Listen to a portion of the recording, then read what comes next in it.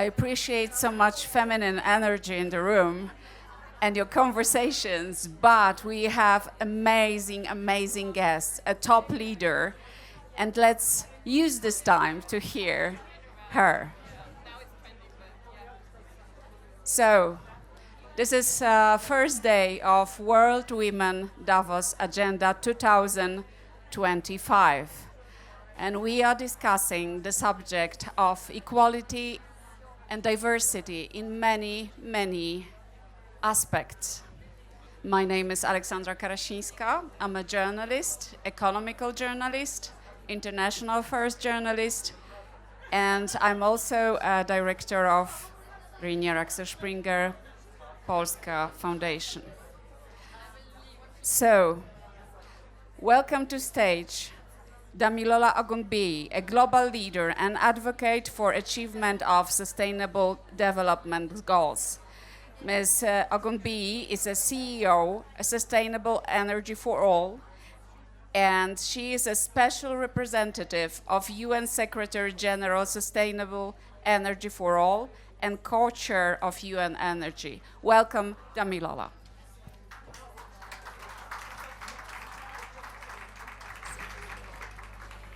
Thank you for finding the time. I'm so glad you're here. You know, the term just energy transition is so common. We journalists talk about it and politicians talk about it all the time. But how can you define it? And why is it so important that we are talking about it right now in 2025?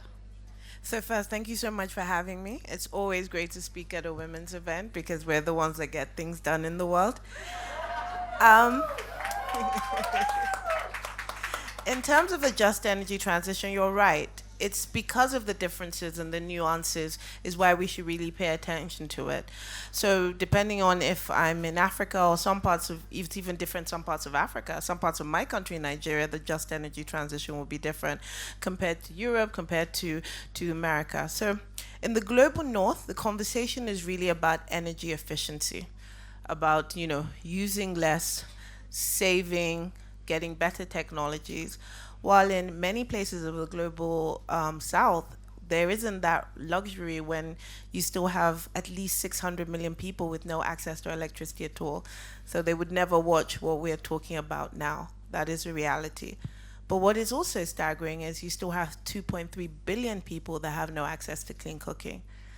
This is important because when we talk about climate, the reason why this mass deforestation is happening is because, unfortunately, women are getting fuelwood to feed their families.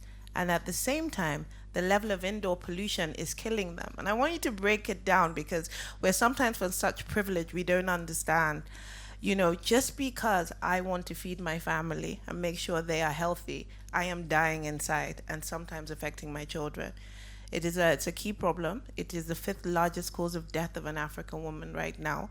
More African women dies than all the wars that we're fighting. And my role is to emphasize that there are solutions to this, but funding has to be made available. We have to think of people and planet.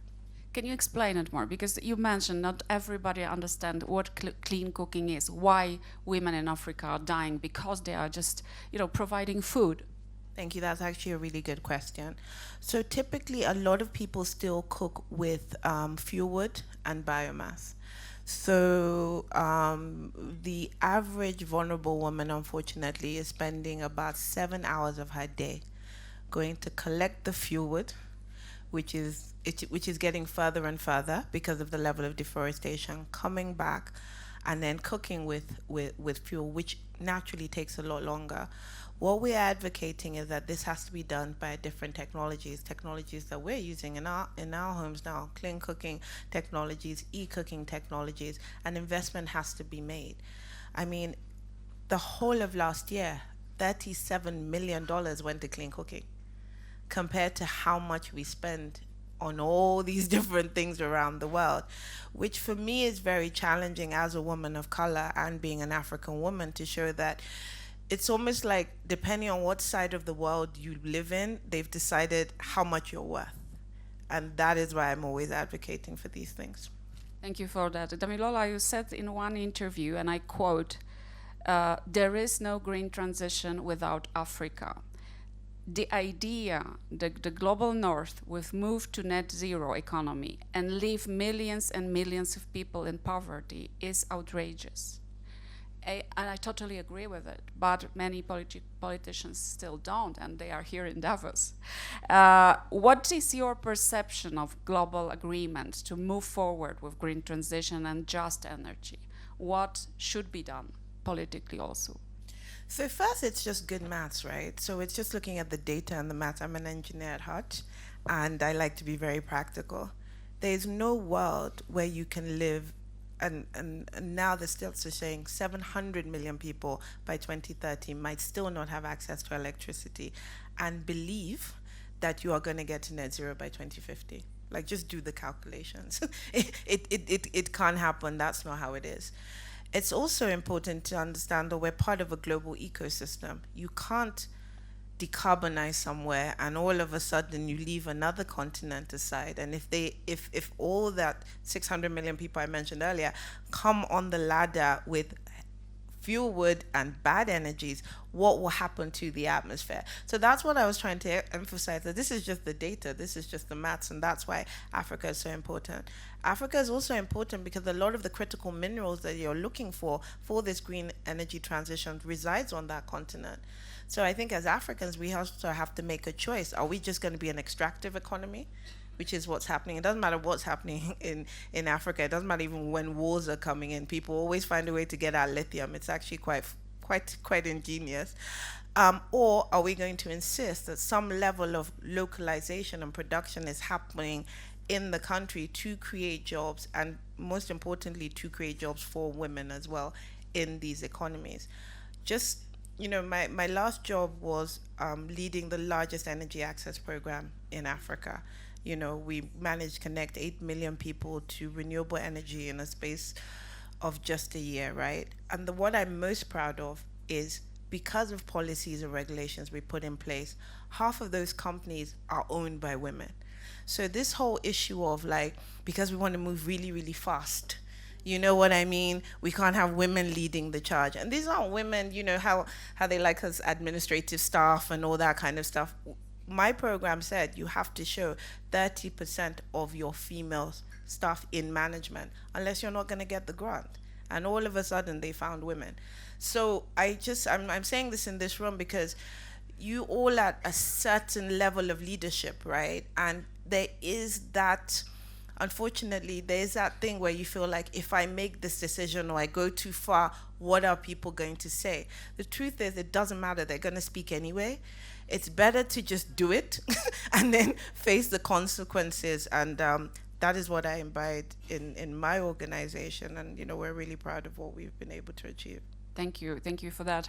And I'm looking at you, one of the global leaders and person who has a voice and has an impact and has a means to change the world, but still, especially in the energy system, all this, male-dominated sectors like, security or energy, there are very few women, but even less female leaders. What can be done to change this narrative, to change this situation where we could push younger generation of tech entrepreneurs and experts and engineers to be a leader in energy? So I really want to give people this impression that I have my life all sorted. I have a terrible work-life balance. I have 2 children who control my life and a husband who is very demanding. So I want to say that fast. These are real life things, and I might come here looking all together, but I'm still thinking of my 8-year-old's homework tonight. That's the reality. And I think that's why women are so special, because there's so much multitasking you just have to do as a woman. And then when you take that into the leadership space, we are built to fix complex problems. My answer to bringing more women in is just having more women around me. I have a 27-year-old, Toby, where are you, somewhere, who literally controls my life. And I've always had that, When I used to work in Nigeria, I had the privilege of training 5,000 girls, and these are 5,000 girls from a different class point. You know, they didn't have passports, they didn't have anything, and they're all still in employment. In SE4, it's 16% women. By design, like I've told people I want to hire women, you know, from the on the global south. But I've also told the women in my organization that I would love to tell you it's the same playing field. I would love to tell you that you don't have to work as hard or just work as much as your male counterpart, but it's just not possible, not right now. You know, we are creating we're creating a way that if we don't work really, really hard, they're not gonna have people who look like us again. And I know that is a big responsibility to the women in this room, the women now, but it is the difference with setting women back or bringing them forward, how much you do as a leadership in a leadership role. So I tell a lot of young girls that work with me, if this is not for you, please don't do it, because it can't just be a job.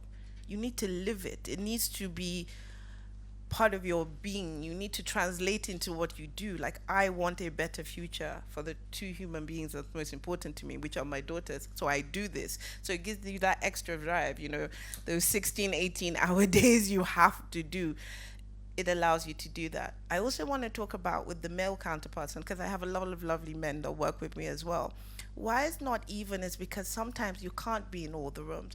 Most of the real decisions don't happen in the boardrooms. They happen in the hotel rooms after, or drinks after. I don't know about you, but it's hard for me to tell my husband, I'm sorry, I'm just going 2 a.m. in the morning to this hotel to see this president to discuss this. It doesn't go down very well. So I always want to bring the real aspects of why the work is sometimes much harder. So you always have to find different ways. Finally, you just need to be there for each other. I don't think enough women talk about what goes wrong in their lives. We just have this view that we just have to show that we're perfect all the time. But it's what goes wrong that really allows you to connect with other women, because we're all going through the same things. But, you know, the tide is turning. It's going to be a really good next 5 years. Thank you for that. Words of hope and wisdom, but I don't know if you see it as I did, but you just gave us the best definition of leadership now. Thank you for that. You know, I was going to talk more about energy, and I want to get your perspective and your knowledge and experiences. What will be the future of energy in very, like, 3 steps? What do you envision for you? We are in 2025, maybe in 5 to 10 years. So first, the green energy transition right now is actually unstoppable, regardless of what any leader says. It is the best thing that works economically. So companies are driving to it to be more efficient and to not be left behind. So that's going to happen. What is worrying is what pace that would happen because of leadership, because of regulations, because of announcements, right? So the green energy transition, moving more efficient, moving to electric, that just makes good economic sense. And business leaders and people like good economic sense. It also creates the most jobs, so politicians also like that. I think what for me keeps me up at night is that when we are having this conversation, we do not think about the most vulnerable people. And it's hardly, I don't know if you've seen when you've gone out, I've hardly had any global south conversations since I've been here, right? It's almost like there's just 2 worlds that we're dealing with. So what I want to see, and what I'm working with a lot of leaders in the global south, is helping them define what their energy transition, you know, platform. We helped my government, Nigerian government, and the figures were staggering. For a country like Nigeria, which is the largest country in Africa, and going to be the 3rd largest population by 2050, to transition, it will cost about $1.9 trillion. That's how much it will cost, you know. So you have this, exactly. Imagine, like, huge depth and need for finance. Absolutely, of which at least 400 billion of that is above any business as usual spending. You now break it down. What do they need in transport? What do they need in agriculture? What do they need in health? Because it's all tying in. When you do an energy transition plan, it's the whole of economy. It's not just the energy sector, right? And then you also have to help them think, this is a big oil and gas country. 90-something% of your revenue, or maybe 80-something now, comes from oil and gas. What do you need to invest in now to make sure you're ready for when the last barrel leaves your shore? So those are the questions and the excitements with data and AI now that, I feel that sustainable energy for all is and the UN is helping governments think through. Instead of saying, can you say net zero by 2050 at COP? Like, that means nothing. What matters is, what is your implementation plan? And then from that you understand the numbers, and then from that you understand the projects, then some that you understand the investment pipeline. Then you can go to the market. But you can't go to the market and say, I'm this country, I'm big, please invest in me. Like, there's competition. People want to invest with places they see clear policies, clear plans, and capacity to deliver. So that's what I want to see: enough data for countries to make informed decisions that help themselves, not that it's just slapped on them by a completely other agenda which doesn't help their people, especially the vulnerable people. Thank you. What would you be the last sentence or your message here to people here in Davos? I think we just have to collaborate a lot more.